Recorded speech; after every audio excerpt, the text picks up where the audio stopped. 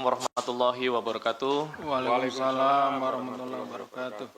Yang kami hormati Bapak Ketua KPK Bapak Setio Budianto, Bapak Direktur Penyidikan Bapak Asep Guntur Rahayu, rekan-rekan jurnalis yang telah hadir di ruangan konferensi pers Gedung Merah Putih Komisi Pemberantasan Korupsi. Pada hari ini, tanggal 16 Maret tahun 2025, KPK akan menyampaikan rilis terkait kegiatan tangkap tangan KPK di Kabupaten Ogan Komering Ulu, Provinsi Sumatera Selatan. Untuk lengkapnya akan disampaikan oleh Bapak Ketua, waktu dan tempat kami persilakan. Baik, terima kasih Pak Tesa, yang saya hormati juga Direktur Penyidikan Pak Asep Guntur, yang saya hormati seluruh wartawan, rekan-rekan jurnalis dan reporter media yang hari ini hadir di Komisi Pemberantasan Korupsi.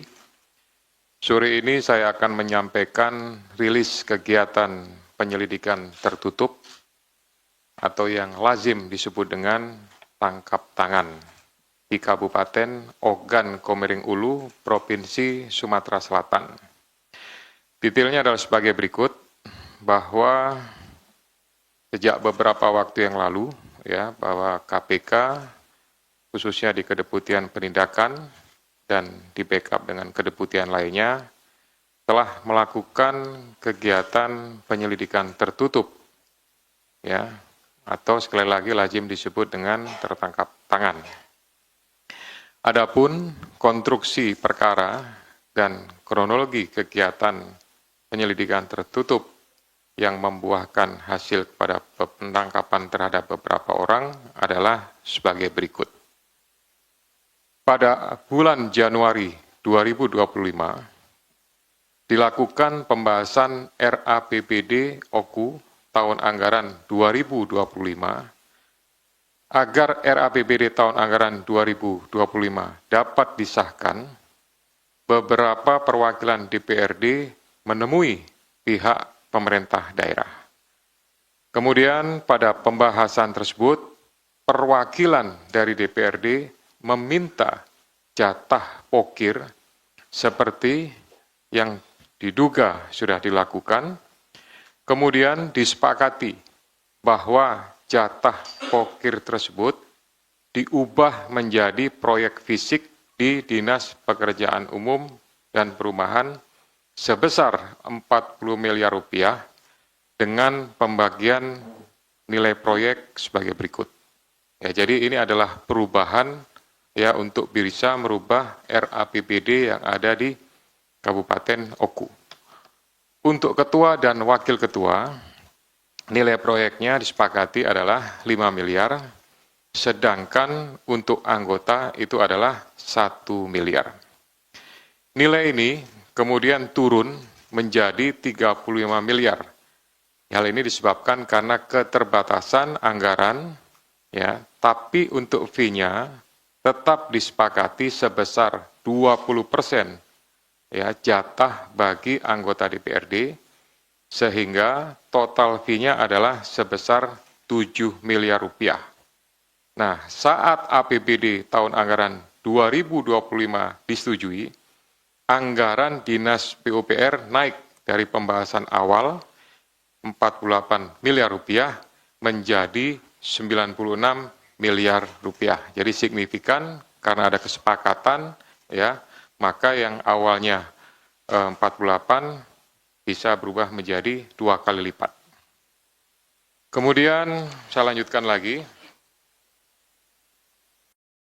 Saat itu Saudara Nop yang merupakan pejabat Kepala Dinas PUPR menawarkan 9 proyek tersebut kepada Saudara MFZ dan Saudara ASS dengan komitmen fee sebesar 22%, yaitu 2% untuk Dinas PUPR dan 20% untuk DPRD.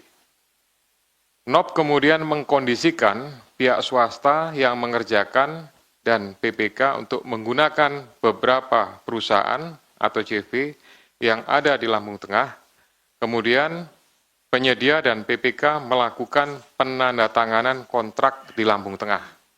Ada beberapa nama perusahaan kegiatannya, Yang pertama untuk rehabilitasi rumah dinas Bupati, lebih kurang sekitar 8,3 M, dengan penyedia JVRF.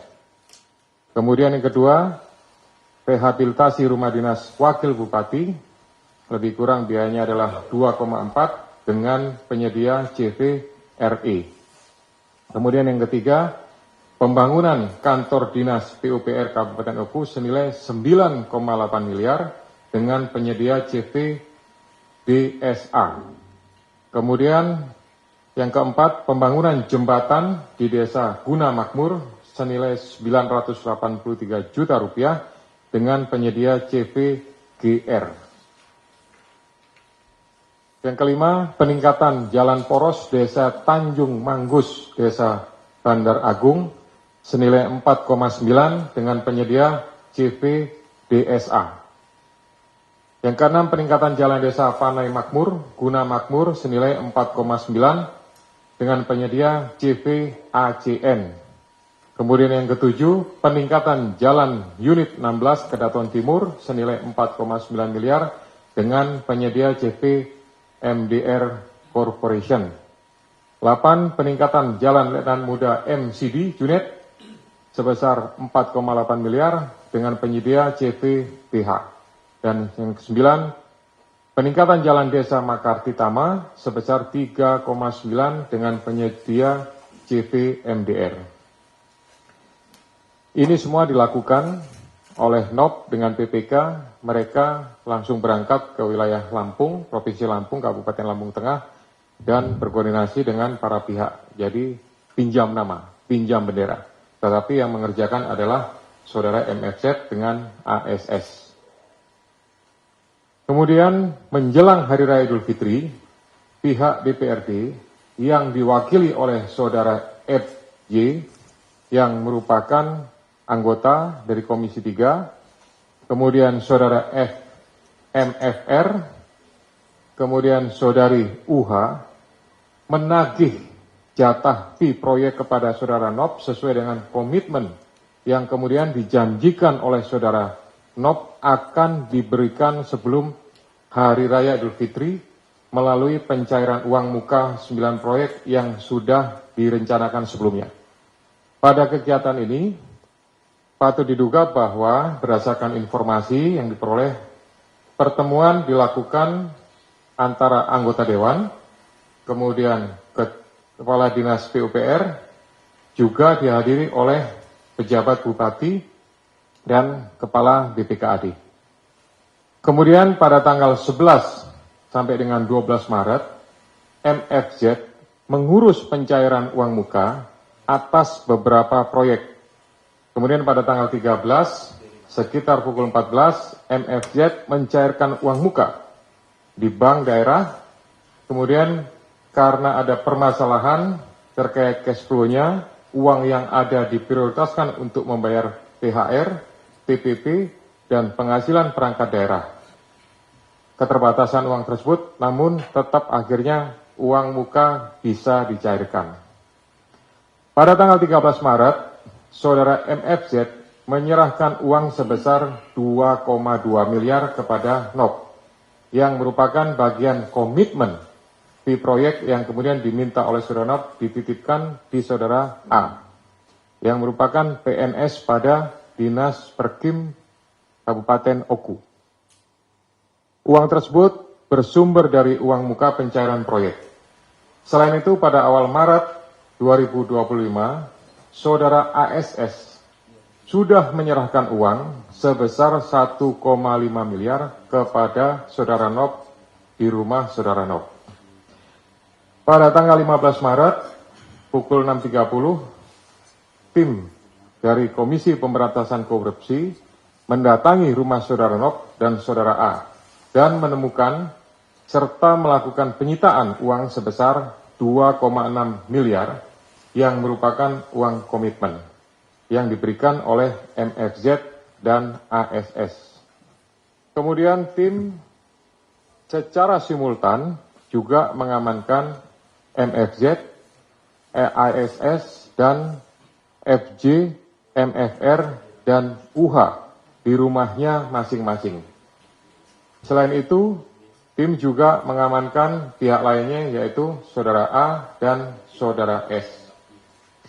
Dalam kegiatan tersebut, tim juga mengamankan barang bukti berupa 1 unit kendaraan roda 4 merek Toyota Fortuner DG 1851 ID, kemudian dokumen, beberapa alat komunikasi, serta barang bukti elektronik lainnya. Jadi untuk uang yang 1,5 yang sudah diserahkan di awal, itu sebagian digunakan untuk kepentingan NOP, sebagian masih ada, dan sebagian sudah digunakan untuk pembelian 1 unit mobil merek Toyota Fortuner. Kemudian para pihak dimintai keterangan di Polres Batu Raja Oku dan Polda Sumatera Selatan.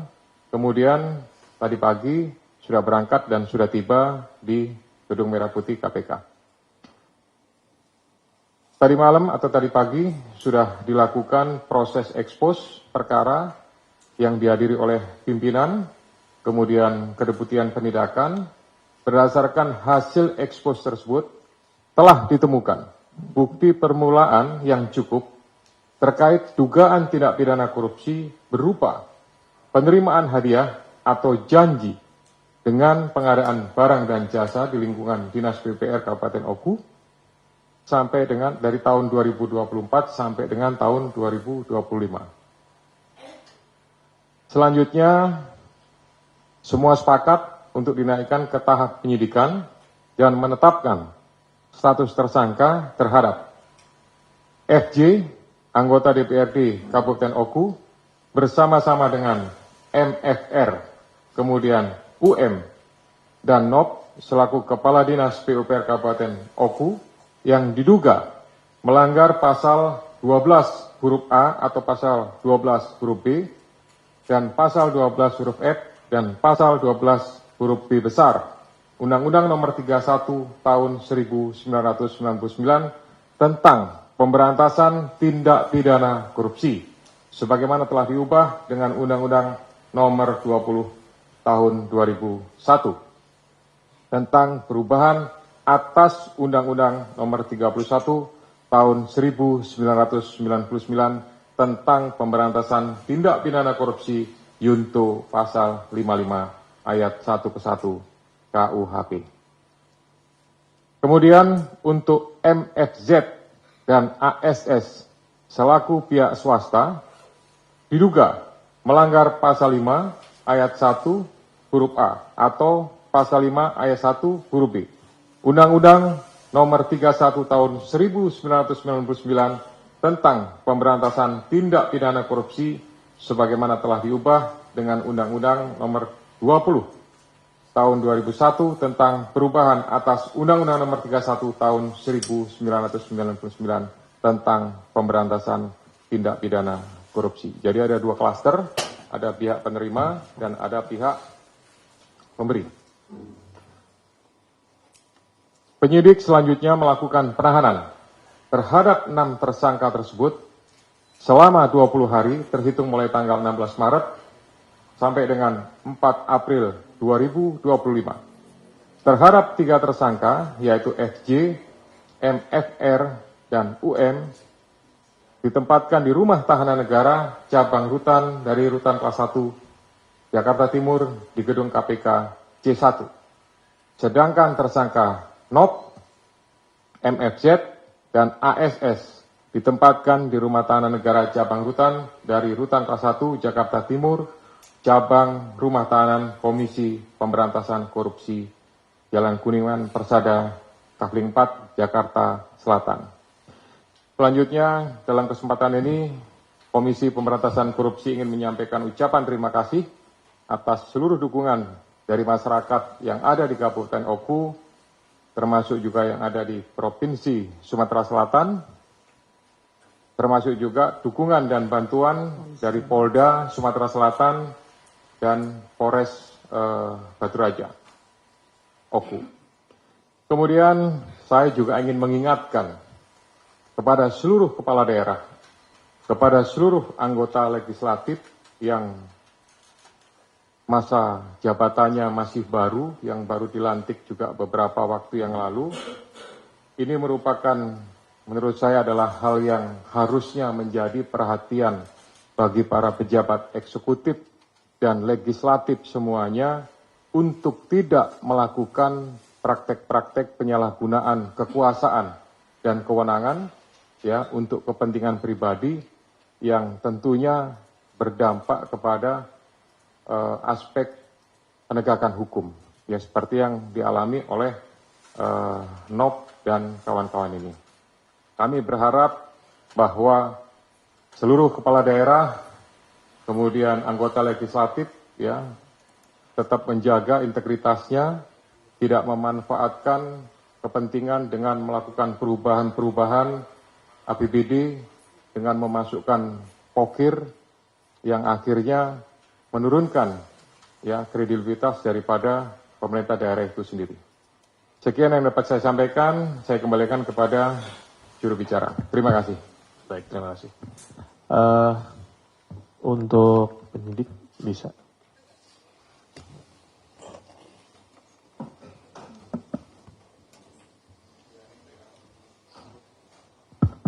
Akan ditunjukkan ya barang bukti oleh penyidik.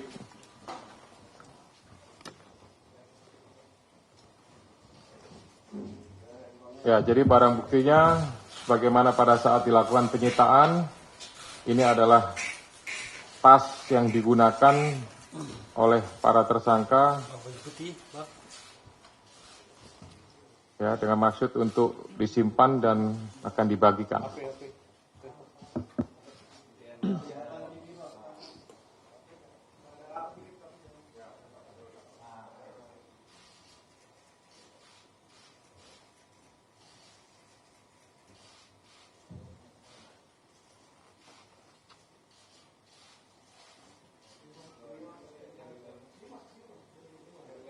Dikeluarin aja. Disusun aja.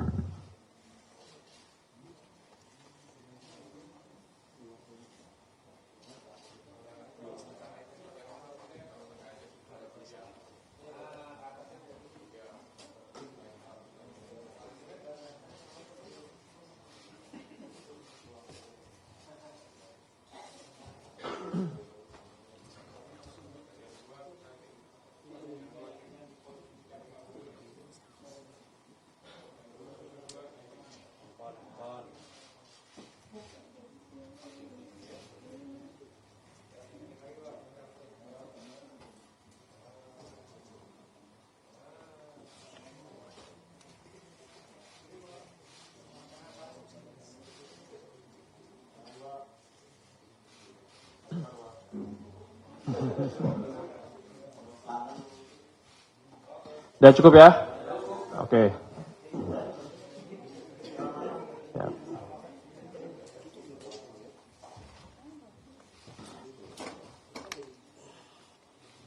untuk BB-nya bisa langsung dimasukin ke tas dan dibawa keluar. Biar aja. Oke.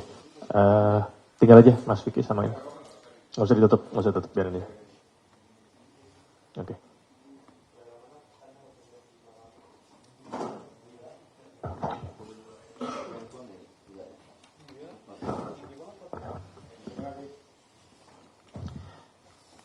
Baik rekan-rekan sekalian,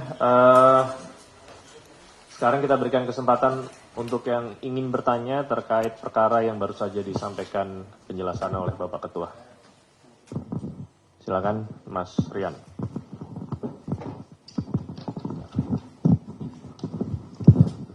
Ya, selamat sore Pak Ketua, Pak Dirdik dan Mas Jubir. Saya Rian dari CNN Pak. Yang pertama soal dari informasi yang KPK terima atau pemeriksaan awal terhadap para pihak yang ditangkap maupun yang jadi tersangka ini, bagaimana peran dari Bupati atau Wakil Bupati Pak? Karena tadi salah satu proyeknya juga kan ada pengadaan rumah dinas Bupati dan Wakil Bupati. Barangkali sudah ditemukan pemufakatan jahat dari kepala daerah itu.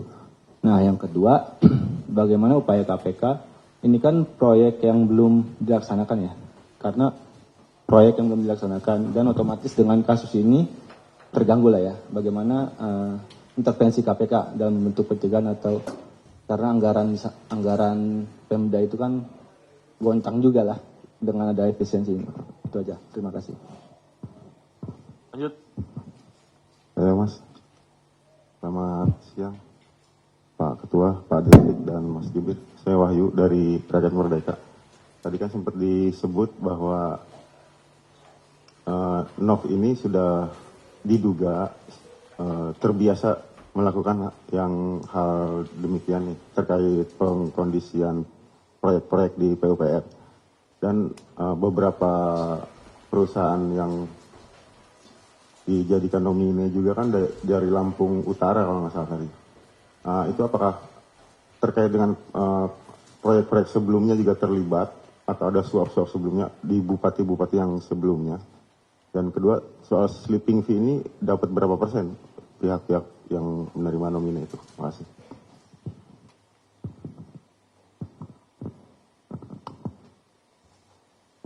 Lanjut. Terima kasih Mas Esa. Izin Pak Ketua, Pak Dirdik. Ingin bertanya, tadi Pak Ketua ngomong bahwa uang yang disita sekarang yang ditunjukkan itu bakal dibagikan. Yang diminta oleh 3 orang DPR ini bakal dibagikan pada anggota DPR OKU yang lain, maksudnya, atau gimana? Apakah bakal ada pemeriksaan lebih lanjut buat anggota DPR yang lain? Itu yang pertama. Dan kedua tadi ada pertemuan dengan pejabat bupati, itu maksudnya pejabat bupati OKU ya maksudnya. Dan itu bakal diperiksa lagi nggak dia? Dan juga tadi ada proyek untuk rumah ketua dan wakil ketua Bupati Oku, itu bakal diperiksa lebih lanjut gak? Saya lihat Bupati Oku ini udah jabat dari 22 Maret dan sekarang terpilih lagi. Itu gimana kelanjutannya? Paling itu aja saya kembalikan. Ada lagi? Cukup ya? 3 dulu. Baik. Tes. Baik, terima kasih pertanyaan yang sudah disampaikan ke kami. Ya, jadi yang pertama memang kami sedang melakukan investigasi lebih mendalam lagi dari penanganan perkara yang saat ini terhadap 6 tersangka itu nanti akan kami lakukan investigasi lebih dalam terhadap pihak-pihak yang terindikasi ya terlibat gitu. Sebagaimana tadi saya sebutkan bahwa pencairan uang muka itu ada keterlibatan ya dari beberapa pihak untuk bisa terjadinya proses pencairan. Nah ini nanti akan didalami oleh penyidik ya. Termasuk juga kemungkinan adalah pejabat yang sebelumnya akan kami dalami. Kemudian terhadap beberapa perusahaan yang berasal dari Lampung Tengah ya. Ini nanti juga akan ditelusuri karena akan dilakukan pemanggilan ya dan pemeriksaan ya secepatnya untuk bisa mengungkap yaitu berapa yang mereka dapatkan ya dengan pinjam nama atau pinjam bendera. Ya jadi para pihak ini berdasarkan kesepakatan hasil ekspos yang sudah dilakukan, akan segera dilakukan pemanggilan dalam waktu dekat. Gitu. Kemudian terkait proyek yang 9 tadi, kelanjutannya akan seperti apa? Ya, pastinya nanti akan ditindaklanjuti ya dengan pemerintah daerah ya. Kalau memang sekiranya harus status quo ya nanti kita status quo kan. Tapi kalau memang harus dilanjutkan karena untuk kepentingan orang banyak pemanfaatnya dari 9 ini kan ada yang untuk jalan, ada untuk jembatan. Nah itu saya yakin kepentingannya sudah dipikirkan untuk kepentingan masyarakat banyak. Ya tapi yang mungkin hanya untuk renovasi rumah pejabat, nah itu bisa dikesampingkan sambil menunggu proses penanganan perkaranya selesai. Baik, tambahan Pak Direktur Penyidikan, silakan untuk melengkapi apa yang sudah saya sampaikan.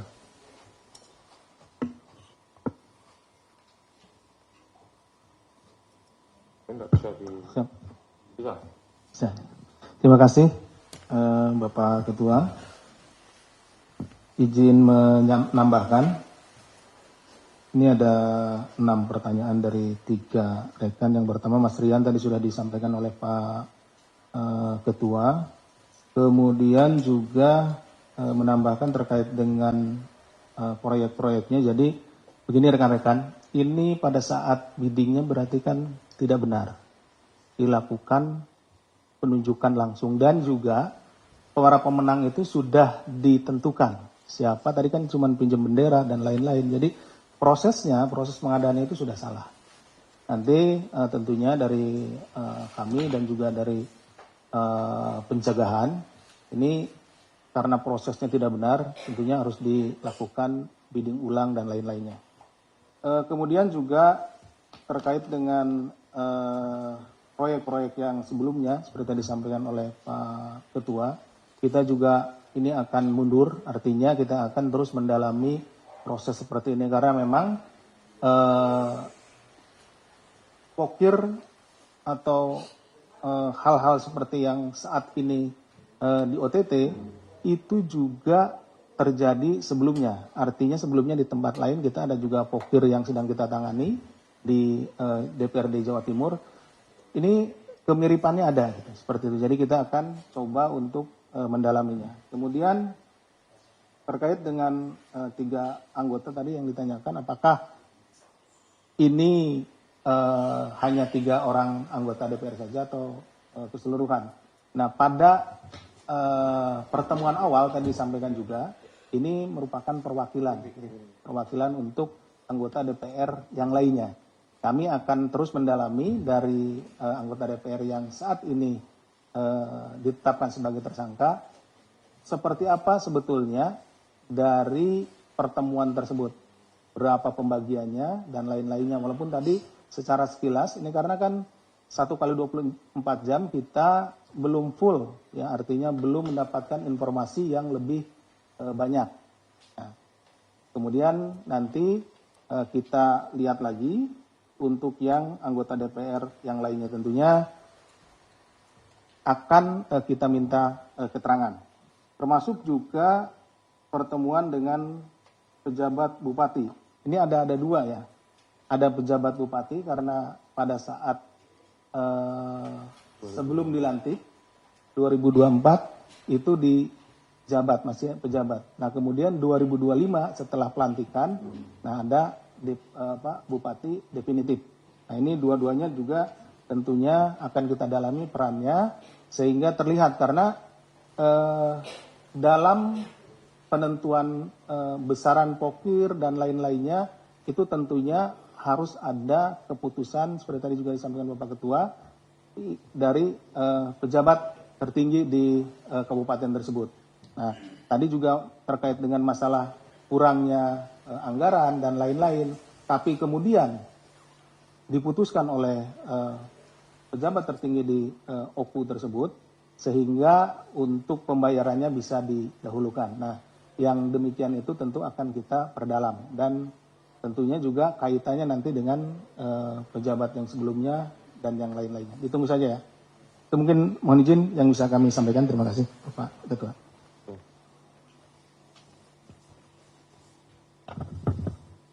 Cukup. Sudah cukup ya? Baik, kalau sudah cukup saya tambahkan, ya tentu dengan melihat pada permasalahan yang terjadi di Kabupaten Oku ini, ya sungguh ironis. Artinya bahwa di saat pemerintah sedang melakukan efisiensi di berbagai bidang, berbagai sektor, tapi ada konspirasi yang dilakukan antara eksekutif dan legislatif, ya, dengan memasukkan pokir, yaitu, tapi pokir ini hanya untuk kepentingan individu saja, untuk kepentingan perorangan dan kelompoknya, ya, mengesampingkan kebutuhan dan kepentingan dari masyarakat secara luas. Ya, oleh karena itu sekali lagi saya ingin mengingatkan, ya, karena pokir ini, ya, diduga ini jamak terjadi, dilakukan praktek-praktek seperti ini di pemerintah daerah dan legislatif. Mudah-mudahan setelah adanya pengungkapan di Oku ini tidak ada lagi permasalahan dan kasus yang sama terjadi di tempat lain. Ini bisa menjadi sebuah pembelajaran, ya, dan bisa menimbulkan efek jera bagi seluruh pihak. Terima kasih. Ya, silakan. Kan awalnya ada 8 ya, terus 6 tersangka, 2 ini lagi sudah pulang atau masih di sini untuk pemeriksaan, atau karena tidak ada bukti atau karena apa? Lalu uang-uang itu dari pihak swasta atau dari APBD ya? Mungkin itu. Mohon izin, Pak Ketua izin menjawab. Jadi begini Mas, yang kita amankan awalnya ada 8 orang benar. Kemudian kita dalami keterangannya dan kita tadi malam seperti disampaikan juga oleh Bapak Ketua bahwa kami dari Kedeputian Penindakan secara berjenjang kemudian melakukan ekspos, dihadiri oleh seluruh pimpinan, kemudian juga seluruh Kedeputian Penindakan, di mana tentunya di dalam ekspos tersebut kita masing-masing mengurai dari setiap orang ini. Setiap orang ini fakta perbuatannya seperti apa, dari setiap orang ini. Nah, yang masuk tadi di unsur pasal kan ini suap, ada pemberi, ada penerima. Jadi ada pemberinya 2 orang, kemudian penerimanya ada 4 orang, yaitu NOP, ya, Kadis PUPR, kemudian dengan 3 anggota DPRD, dan pemberinya adalah swasta. Nah, yang 2 lagi itu karena hasil dari kita melihat fakta-fakta perbuatannya masih belum cukup bukti, sudah kita kembalikan karena 1 kali 24 jam sudah harus dikembalikan, ditentukan apakah dia sebagai tersangka atau bukan. Jadi sebelum 1 kali 24 jam tadi malam ya kita tentukan. Sekarang yang bersangkutan sudah kita kembalikan. Itu yang pertama. Kemudian yang kedua, uang ini kan awalnya 35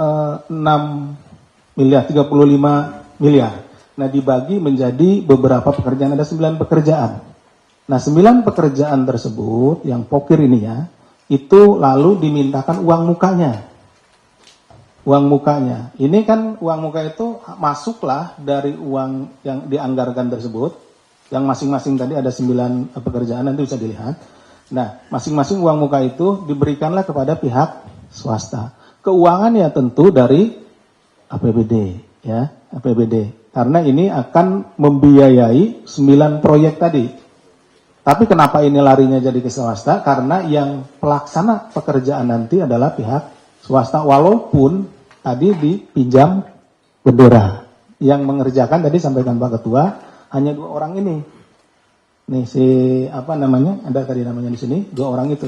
Nah, uangnya lalu diberikan ke orang tersebut. Dari sana diambillah 20%-nya, gitu ya, 20%-nya dari sekian. Makanya ini adalah 2,2 miliar ditambah tadi 1,5 miliar dari awal. Nah, seperti itu. Bisa dipahami? Oke, terima kasih. Ya, saya tambahkan sedikit ya. Jadi sebenarnya sistem pengadaannya itu sudah menggunakan e-katalog. Gitu. Nah, tapi karena memang sudah dikondisikan sejak awal, Kepala Dinas PUPR ini bersama PPK-nya sudah mengkondisikan, ya, berangkat ke Lampung Tengah untuk mencari CV atau perusahaan yang mau digunakan namanya, gitu. Tapi pekerjaan secara fisiknya nanti akan dikerjakan oleh si pihak swasta ini, gitu. Nah, dengan kondisi di awal saja uang mukanya sudah diambil, kemudian diserahkan dan digunakan oleh pihak lain, tentu ini juga akan berpengaruh terhadap kualitas daripada proyek itu sendiri. Gitu. Jadi proyek yang misalkan saya sebutkan ya, contoh pembangunan jembatan nilainya cuma 983 juta sekian. Nah, kemudian dipotong lagi 22%, gitu. Belum lagi nanti mereka harus mengambil keuntungan dan lain-lain. Berapa nilai dari 983 itu turun lagi. Itulah yang mereka lakukan. Ya, jadi ada konspirasi, ada pemufakatan jahat ya untuk merencanakan semua ini agar uangnya itu kemudian diberikan kepada para pihak, baik itu di legislatif maupun dimanfaatkan sendiri oleh Kepala Dinas PUPR. Dan mungkin juga masih ada pihak-pihak lain yang mendapatkan keuntungan ya secara tidak wajar, secara tidak resmi dari praktek yang dilakukan mereka dengan cara-cara tadi yang saya sebut pokir ya dan perubahan RAPBD. Itu tambahannya. Terima kasih. Saya kira cukup.